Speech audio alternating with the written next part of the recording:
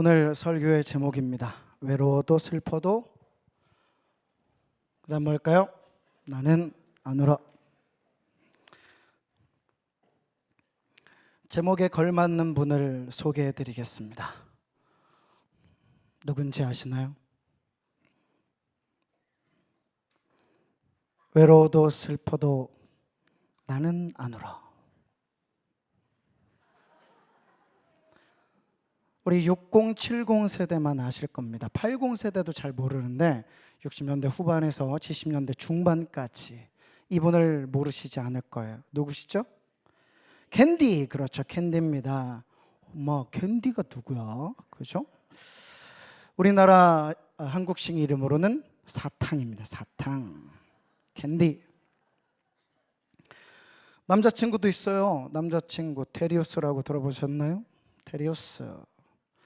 흔히 잘생기고 머리 길고 아주 핸섬하고 샤프한 이런 사람을 테리우스라고 했죠.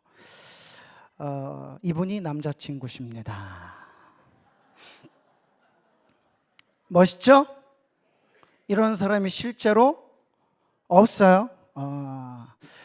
테리우스를 보다가 옆에 계신 남편분을 보고 한숨을 쉬시면 굉장한 신뢰입니다. 이 만화가의 주제가가 있는데요. 우리 60, 70 세대는 아시나요? 그렇죠. 외로워도 슬퍼도 나는 안 울어. 노래를 부르면 그 은혜가 깨질 것 같아서 가사만 한번 보여주시면 좋겠습니다. 외로워도 슬퍼도 나는 안 울어. 참고 참고 또 참지 울긴 왜 울어. 웃으면서 달려보자 푸른 들을. 푸른 하늘 바라보며 노래하자. 내 이름은 캔디. 나 혼자 있으면 어쩐지 쓸쓸해지지만 그럴 땐 얘기를 나누자. 거울 속에 나하고 웃어라 웃어라 웃어라. 캔디야 울면 바보다. 캔디야. 여기서 아멘 하시면 이상해집니다. 외롭다고 느껴본 적 있으세요? 있죠. 쓸쓸하다고 느껴본 적 있으시죠? 지금도 학교에서 우리 아이들은 말할 수 없는 엄마 아빠 걱정할까 봐 그런 성숙함으로 그런 외로움을 견디는 아이들이 있죠. 직장 생활하는 우리 청년들에게도 있을 겁니다. 이것은 다른 외로움이 아니고요. 예수를 믿음으로 인해서 믿음을 지켜가면서 내가 예수를 믿는다는 조건 하나만으로도 엄청난 많은 어려움들이 있다. 그런 외로움과 힘겨움을 뜻합니다. 예수님을 믿는다는 이유로 핍박을 받았던 유대인들, 그들이 흩어졌습니다. 그 유대인들에게 베드로가 2권의 책을 썼고 오늘은 그 앞책 전서의 2장 9절에 대한 이야기예요. 그 핍박 속에서도 우리 웃으면서 가자. 예수님의 이름 때문에 핍박을 당하고 외로움을 겪고 왕따를 당해도 우리 가자. 어떻게? 웃으면서 달려보자 푸른 들을. 웃으며 갈 수 있을까요? 우리가 외로워도 슬퍼도 웃으며 갈 수 있는 이유가 오늘 베드로 사도를 통해서 같이 나누기를 원합니다. 한 가지만 같이 나누면 좋겠어요. 그 이유가 뭐냐면 같이 읽어볼까요? 시작. 우리는 하나님의 히든 카드이기 때문입니다. 우리 다음 세대 고객들만 다 같이 읽어보겠습니다. 시작. 네, 청년들도 다음 세대죠. 네, 새벽 이슬 같은 우리 청년들. 다시 한번 우리 다음 세대들 크게 읽어보세요. 시작. 자, 히든 카드가 뭘까요? 히든 카드. 숨겨진 카드죠. 왜 숨겨두셨을까요? 능력 있고 힘이 있는 아이템이기 때문에 정말 중요할 때 쓰려고 숨겨두신 거죠. 쉽게 말하면 유치원 아이들은 사랑의 핫쇼핑 정도 될 것이고 청소년들한테는 불월의 궁 기술 같은 그런 사람이고요. 또 부루마블의 우대권이나 루미큐브의 조커 같은 그런 사람입니다. 한화의 노시환, 롯데의 전준우, LG의 오틴딘 맞나요? 그리고 축구의 손흥민 같은 사람인 거죠. 오늘 본문을 다시 한번 읽어볼까요? 같이 읽겠습니다. 2장 9절의 상반절입니다. 시작. 그러나 너희는 택하신 족속이요 왕 같은 제사장들이요 거룩한 나라요 그의 소유가 된 백성이니. 좋습니다. 이 말을 들을 때 어떤 느낌이세요? 우리 옆에 있는 분들에게 얘기해 보겠습니다. 너는 혹시 어른들끼리는 당신은 해서 너는 왕 같은 제사장이야, 거룩한 나라야. 시작.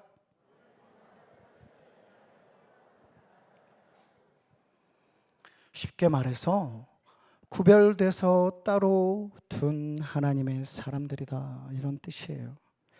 그런데 당시 사람들에게는 이거를 읽고 있는 독자들, 책이잖아요. 베드로전서가 책인데 이 책을 읽고 있는 독자들한테는 그런 마음이 실상 들기가 좀 어려웠어요. 왜냐하면 예수님을 믿는 거룩한 사람으로 우리가 명칭을 받았구나, 우린 거룩한 제사장이구나, 하나님 나라구나, 그렇게 생각하기가 어려웠어요. 왜냐? 그렇게 살기가 매우 어려웠습니다. 당시 황제의 이름이 네로였어요. 네로. 이 네로가 기독교인들을 너무 많이 핍박한 거예요. 지나치게 핍박을 하고 괴롭히고 죽이니까 사람들이 흩어져 살았습니다. 매우 많이 괴롭혔어요. 너무 많이 괴롭혔어요. 요즘으로 본다면 좀 이해하기 쉽게 목사님 설명해 드릴게요. 얼마나 큰 핍박인지 극단적으로 얘기하기에는 좀 정서상 어렵지만 이런 거예요. 너 어제 보니까 주일인데 교회 근처에 있더라. 와서 때려요. 교회 근처에 갔다고 때려요. 너 밥 먹을 때 고개를 숙이더라. 기도한 것 같은데 하고 때려요. 조롱해요. 왕따 시켜요. 그리고 이런 거예요. 너 얼굴 생김새가 교회 다니게 생겼어. 네 얼굴을 보니까 어린이 찬양팀처럼 생겼어. 너 따라와. 그래서 감옥에 가두고 때렸어요. 목사님, 그게 말이 돼요? 진짜로 그랬어요. 핍박하고 조롱하고 왕따시키고 사회적으로 사회생활을 못하게 만들었습니다. 만약에 학교에서도 교회 오는 길에도 여러분들에게 이런 일들이 자꾸 생긴다면 여러분 교회 오겠어요? 생긴 걸로 본다면 여기 있는 분들은 다 너무 거룩하게 생겨서 이미 끌려갔어요. 옆에 있는 분들에게 얘기하겠습니다. 생긴 것으로는 이미 무기징역이십니다.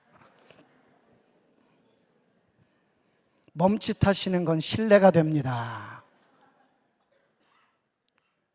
목사님은 안심이에요. 개그맨처럼 생겼으니까. 이런 상황이라면 우리는 전도를 하거나 찬양을 하거나 길거리에서 찬양을 부르거나 예수님의 이름을 얘기하거나 나 교회를 다닌다고 얘기하거나 오늘 찬양팀 간다고 얘기하거나 못하죠. 못할 거예요. 실제로 당시 네로 황제의 괴롭힘은 예수님 믿는 모든 사람들을 잡아다 감옥에 가두고 때리고 죽였습니다. 엄마 아빠가 보는 앞에서 자녀들을 죽였습니다. 기독교인들을 데려다가 짐승의 가죽옷을 덮여서 개의 먹이가 되게 했어요. 밤에는 그 기독교인들로 횃불로 사용했어요. 끔찍하죠. 그런 일들이 자꾸 일어나니까 예수님 믿는다고 하기가 어려워요. 힘들어요. 그래서 먼 나라로 피해서 살았던 사람들에게 쓴 편지가 베드로전서후서예요. 예수님을 믿는다는 것에 눈치를 보게 되고 부끄러워하고 민망해하고 그러다가 믿음을 잃어버리고 포기하는 사람들이 생겨났습니다. 혹시 이 중에 있진 않나요? 여쭤볼게요. 혹시 예수님을 믿으며 살아갈 때 부끄러움을 당했던 사람 있어요? 참고 견디느라 너무 힘들었던 사람들 있나요? 마음이 상하고 외로운 일이 있었던 사람, 예수님을 믿는 것 때문에 조롱당한 사람 언제 그랬어요? 있었어요? 그렇다면 여러분은 하나님의 히든이에요. 밥 먹을 때 기도를 하니 친구들이 놀려요. 현재 청소년 아이들에게 있습니다. 우리 초등부 아이들 중에도 있을 수 있죠. 그게 뭐라고 어렵게 만드는 시대가 됐어요. 같은 반 친구가 왕따를 당했습니다. 무시당했습니다. 그것을 보다 못해서 그 친구를 도와줬어요. 그러지 말라고 같은 편이 되어줬어요. 그랬더니 이 친구도 어떻게 됐어요? 왕따를 당하고 무시를 당했어요. 누구에게? 편 들어준 친구에게. 그런 일들이 실제로 있습니다. 그러나 그 사람들을 뭐라고 한다고요? 거룩한 나라. 제사장, 왕 같은 제사장, 구별된 하나님의 사람, 하나님의 히든. 하지만 그 반대의 경우도 있었습니다. 반대의 경우가 뭘까요? 예수님을 믿는 것이 내 삶에 방해가 되니까 예수님을 내려놓습니다. 예수님을 믿는다는 건 내려놔요. 포기해요. 얘기하지 않아요. 부끄러워요. 우리 성경을 같이 읽어보겠습니다. 베드로전서 2장 8절입니다. 시작. 또한 부딪히는 돌과 걸려 넘어지게 하는 바위가 되었다 하였느니라. 그들이 말씀을 순종하지 아니함으로 넘어지나니 이는 그들을 이렇게 정하신 것이라. 말씀대로 살아가기가 싫어졌습니다. 어렸을 때는 순수해서 길거리에서도 찬양을 해요. 길거리에서도 하나님을 막 나타내요. 점점 크다 보니까 부끄러움을 알게 되고요. 피해 볼 것들이 예상돼요. 똑똑해진 거죠. 그렇게 살면 바보가 된다는 걸 알아요. 그래서 안 합니다. 순종하지 않아요. 예전엔 순종을 잘했는데 이제는 순종을 잘 안 해요. 예전에 순종했던 것들이 이제는 힘들어요. 편하게 순종하고 들었던 것들이 이제는 멈칫합니다. 예전에는 부모님 말씀을 너무 잘 들었던 우리 착한 아들과 딸 어디 갔나요? 그죠? 제가 순종하는 아이들의 모습을 영상으로 담아왔습니다. 한번 보실까요? 순종이란 무엇인가? 춤춰봐. 노래. 춤춰봐. 글쎄. 노래.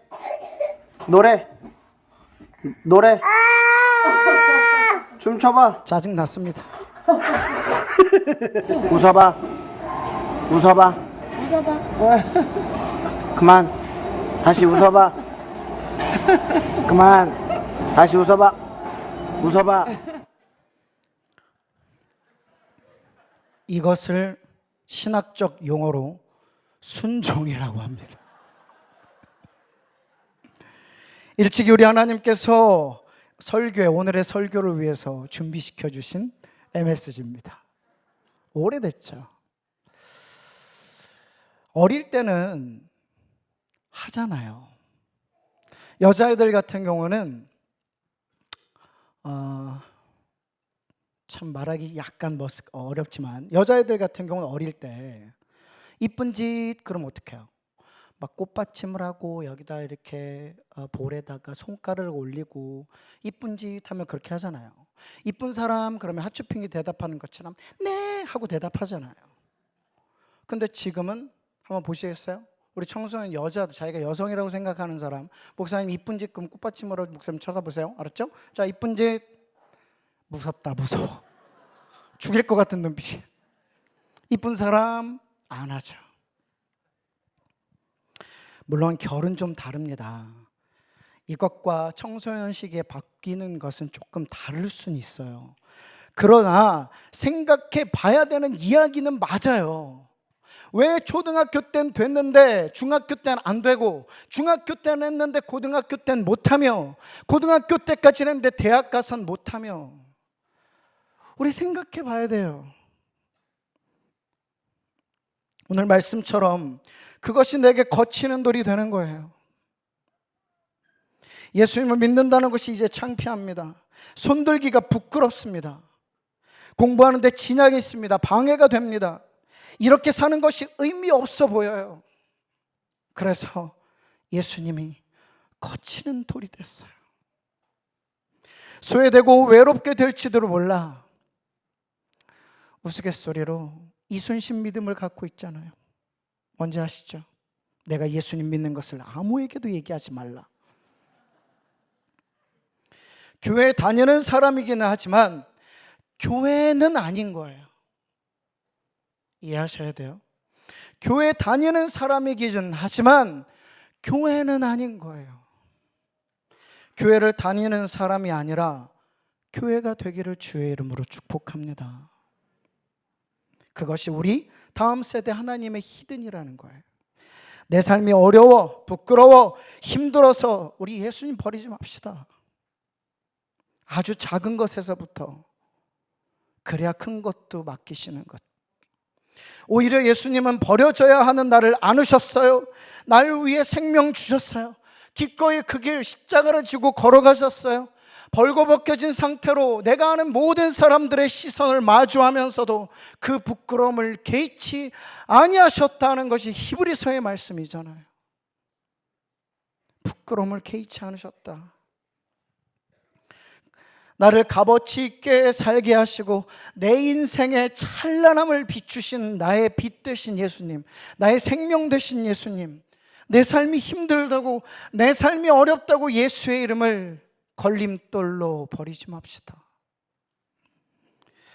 그래서 사도 베드로는 이렇게 말하는 거예요. 예수님은 우리 삶의 모퉁이돌이다, 머릿돌이다. 우리 베드로전서 2장 7절을 같이 읽어보겠습니다. 시작. 그러므로 믿는 너희에게는 보배이나 믿지 아니하는 자에게는 건축자들이 버린 그 돌이 모퉁이의 머릿돌이 되고. 건물을 세울 때는 기초석이 있어요. 그게 아주 튼튼하고 단단하고 그 구조가 튼튼해야 그 위에 집을 세울 수 있습니다. 우리 예수님이 모퉁이돌이에요. 머릿돌이에요. 그 돌은 거치고 걸림이 되는 돌이 아니라 우리 삶을 세우고 또 세워서 주님 원하시는 그런 집이 되도록 힘을 주시는 돌입니다.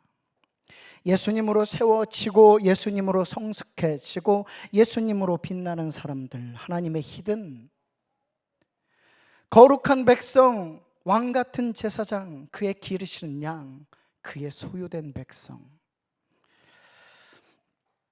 군대에 있을 때 주일이 되면 작업을 해요.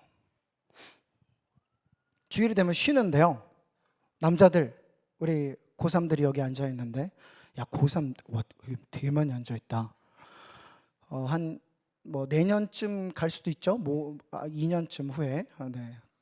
표정이 굉장히 어두운데, 군대에 가면 월요일부터 토요일까지는 일을 하고 훈련을 받고 그러다가 주일이 되면 쉬어요. 근데 쉬면서 뭘 하냐면 밀린 작업을 해요. 뭐 다 같이 공용으로 쓰는 이불을 빤다든지, 그리고 제초 작업을 한다든지, 일이 많아요. 그걸 언제나 행정보급관이 안 해도 되는 거를 막 쌓아서 일을 막 시킵니다. 그냥 쉬어도 되는데 주일날 계속 일을 시켜요. 노는 꼴을 못 봐요. 그래서 계속 일을 시키는데 이불도 빨고 총도 닦고 옷도 빨고 그래요. 공동으로 하는 작업들이 많아요. 그런데 그때 주일이잖아요. 어디 가요? 어디 가요? 절에 가요? 교회죠. 목사님은 너무 교회가 가고 싶은 거예요. 근데 분위기는 가면 안 되는 분위기야. 모두 같이 일을 하고 있어요. 모두 같이 빨래를 하고 있어요. 모두 같이 잡초를 뽑고 있어요. 근데 그래도 종교의 자유는 군대에서 허락을 해줘야 되니까, 자, 주일 행사 교회 갈 사람 하면 손 들고 가는 거예요. 너무 교회가 가고 싶어. 너무 예배가 드리고 싶어. 갔어요. 자, 돌아왔을 때 어떤 일이 있을까요? 세상에 있는 욕 없는 욕을 다 합니다. 목사님 이등병 때부터 교회 갔거든요. 낮에도 교회 가고 저녁에는 사단으로 교회를 갔어요. 부대 안에 있는 교회 말고 사단의 교회로 가서 예배를 드렸어요. 갔다 오면 분위기가 얼마나 냉랭한지 몰라요. 얼마나 차가운지 몰라요. 없는 사람 취급합니다. 그리고 일이란 일은 다 맡기고요. 화장실 가서 머리 박고 엎드려 뻗쳐하고, 너만 교회 다니냐? 너만 기독교냐? 술 마시지 않는다고, 담배 피우지 않는다고, 술 마시며, 좀 부끄러운 이야기지만 휴가 나갔을 때 술 마시며 여자들이랑 놀지 않는다고 핍박하고 조롱하고 무시한 그 틈에서 음란한 이야기는 또 얼마나 많이 하는지 몰라요. 그걸 피하고 안 하고. 목사님 왜 그렇게 살았을까요? 같이 읽어볼까요? 고린도전서 3장 16절입니다. 시작. 너희는 너희가 하나님의 성전인 것과 하나님의 성령이 너희 안에 계시는 것을 알지 못하느냐. 아멘. 내 안에 예수님이 계시는데 어떻게 그 안에 더러운 걸 넣을 수가 있어요? 물론 목사님도 100% 완전 무결한 사람은 아닙니다. 알면서 어떻게 넣어요? 나중에 계급이 좀 올라가고는 괜찮았어요. 그런데 괴로웠죠. 힘들었습니다. 똑같이 교회 다니는 사람도 많았는데 정말 아무도 없었어요. 그들은 예배와 상관없이 주일을 보냈어요. 그냥 놀고 싶은 대로 놀았습니다. 나가서 하고 싶은 대로 살았어요. 기독교라고 적은 자신의 신상 기록카드와는 다르게 살았어요. 세상을 즐기며 살았습니다. 그렇게 적은 것이 오히려 자기에게 걸림돌이 되니까 나중엔 기독교라는 글자를 지워버리더라고요. 다음엔 안 쓰더라고요. 담배를 사야 되는데 기독교라고 쓰니까 못 사겠는 거예요. 아시겠지만 담배를 살 때 한 달에 한 번 나오는 분량이 있어요. 그럼 그것을 저는 사다가 다른 분들한테 줬거든요. 내가 안 피니까. 정해져 있습니다. 담배가 너무 피우고 싶은 거예요. 근데 기독교라고 적어놓은 어떤 사람들은 기독교라고 적어놓고 담배를 사자니 이게 걸림돌인 겁니다. 지워버려요. 하지만 우리는 알아야 돼요. 이렇게 예수님을 믿으며 살 때 오는 외로움, 고난, 고통, 슬픔, 아픔들은 만약 여러분들이 진짜 하나님의 히든이라면 당연히 온다라는 거예요. 내가 진짜 하나님의 히든이라면 거룩한 나라, 왕 같은 제사장, 그의 기르시는 양, 그의 백성이라면 당연히 온다. 성경을 같이 읽어보겠습니다. 마가복음 10장 29절에서 30절입니다. 시작. 예수께서 이르시되 내가 진실로 너희에게 이르노니 나와 복음을 위하여 집이나 형제나 자매나 어머니나 아버지나 자식이나 전토를 벌인 자는 현세에 있어 집과 형제와 자매와 어머니와 자식과 전토를 100배나 받되 박해를 겸하여 받고 내세에 영생을 받지 못할 자가 없느니라. 중요한 것은 예수님의 이름 때문에 핍박은 반드시 겸하여 있다. 내 삶에 오히려 예수님을 믿는다고 하면서도 외로움과 고통, 힘듦, 가난함, 핍절함, 부족함, 이런 결핍의 단어들이 내 삶에 하나도 없다면 우린 다시 생각 좀 해봐야 돼요. 이제 말씀을 마칩니다. 군대 얘기를 또 한 번 할게요. 2000년에 군대를 갔습니다.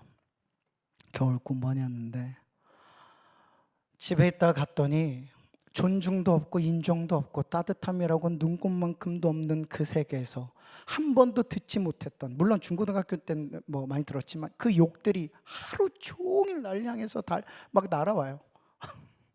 군대 절대 가지 말아야겠다 이런 느낌인데 하루 종일 매일매일 아침에 눈 떠서 저녁에 잠들 때까지 긴장의 연속이고 젓가락으로 국수를 먹었다고 끌려갑니다. 그럼 젓가락으로 먹지 뭘로 먹어요? 거울을 봤다고 끌려갑니다. 혼나요. 군기가 빠졌다는 거죠. 후식으로 나온 우유를 후식으로 안 먹고 중간에 먹었다고 끌려갑니다. 밥을 먹을 때 팔꿈치가 식탁 위로 올라갔다고 끌려갑니다. 밤마다 그런 일이 있는 거예요. 밤마다 깨워서 화장실에서 머리 맞고 개, 소, 닭, 18, 17, 19 그거를 계속해서 들으니 매일매일 하나님을 찾을 수밖에 없는데 제가 그때 불렀던 찬양이에요. 아주 오래된 찬양이라 구하기가 좀 어려웠는데 구했습니다. 이 찬양을 부르면서 괜찮아, 괜찮아, 외로워도 힘들어도 눈물 나도 괜찮아. 한번 들어보실까요?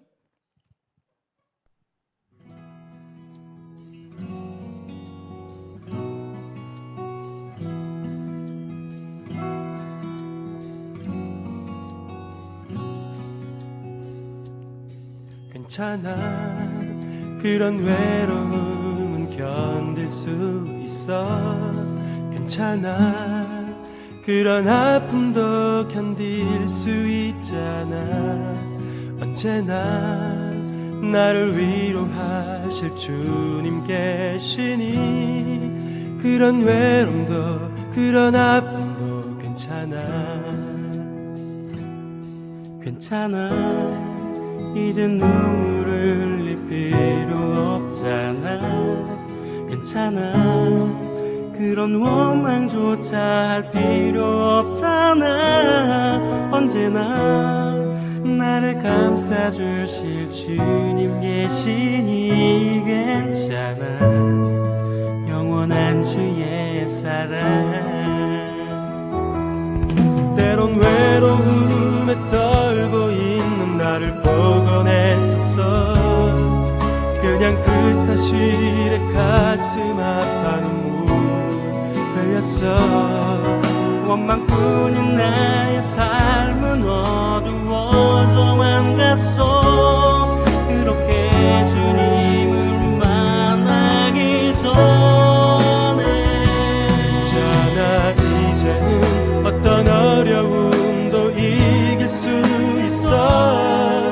나를 위해 피 흘리신 주님 사랑 이제 알아. 영원한 나의 친구 되신 주 하나님 감사하리라. 영원한 사랑. 이 찬양을 매일 불렀어요. 매일 화장실로 끌려가면서 그 외로움, 주일에 교회를 갔다 와서 밥 먹을 때 기도를 하면 식판이 사라지기도 했어요. 예수를 믿는다는 것, 그것은 우리에게 걸림돌이 아니라 오히려 우리를 세우는 기초석입니다. 참 중요한 가사가 있었어요. 뭐냐면 주님이 계시니 괜찮아. 돌아오는 주일은 다음 세대 주일입니다. 오늘 그래서 조금 특별하게 설교를 준비해 봤어요. 바로 여러분, 우리 다음 세대가 늘 사랑의 다음 세대, 한국교회와 하나님 나라의 다음 세대임을 믿습니다. 아멘. 다음 세대들에게 묻습니다. 나는 거룩한 하나님의 나라입니다. 믿습니까? 나는 왕같은 제사장입니다. 믿습니까? 그의 기르시는 소유고 그의 백성입니까? 두렵죠. 진짜 그런 일들이 일어날까 봐. 여러분이 다음 주자예요. 여러분이 중요해요.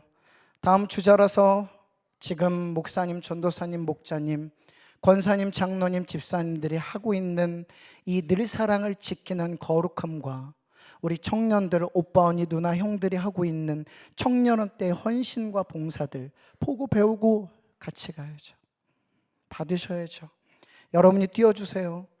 하지만 목적지는 알고 띄워야겠죠. 어딜까요? 같이 마지막으로 한 번 더 성경 읽어보겠습니다. 시작. 이는 너희를 어두운 데서 불러내어 그의 기이한 빛에 들어가게 하신 이에 아름다운 덕을 선포하게 하려 하심이라. 아멘. 목적지는 아름다운 덕을 선포하는 것, 하나님이 내게, 우리에게 행하신 그 일을 얘기하는 것. 다시 말합니다. 하나님이 내게 행하신, 우리에게 행하신 일을 말하는 것, 그게 아름다운 덕, 복음을 전파하는 거예요. 내가 주를 위해서 어떤 일을 했다, 내가 주를 위해 어떻게 살아왔다가 아니라 주님께서 내게 행하신 일, 그것을 전하는 것. 우리는 어두운 세상을 빛으로 이끄는 사람입니다. 그러니 때론 외롭고 슬프고 힘들 때가 반드시 있습니다. 있어야 합니다. 외로워도 슬퍼도 그 길을 예수님처럼 걸어가요. 같이 가요. 잘 안 됩니다. 목사님도 완전하지 않아요. 우리 모두가 그렇지만 포기하지 맙시다. 여러분은 택하신 백성이고 하나님의 사람이며 왕같은 제사장이고 거룩한 나라고 그의 소유이며 그분의 것이기 때문입니다. 그렇게 살며 우리 주님 사랑 전하는 나 이제 외로워도 슬퍼도 울지 않겠습니다. 주님 계시니까. 아멘.